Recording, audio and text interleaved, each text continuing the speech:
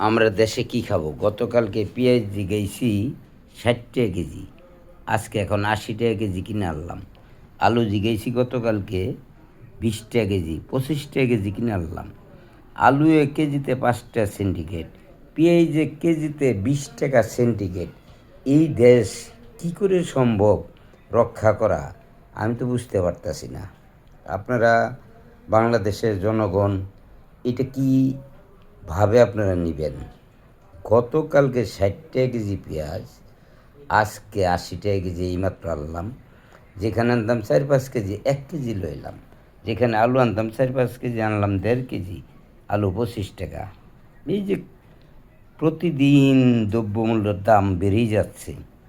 ইলিশ মাছ তো পাচ্ছিই না।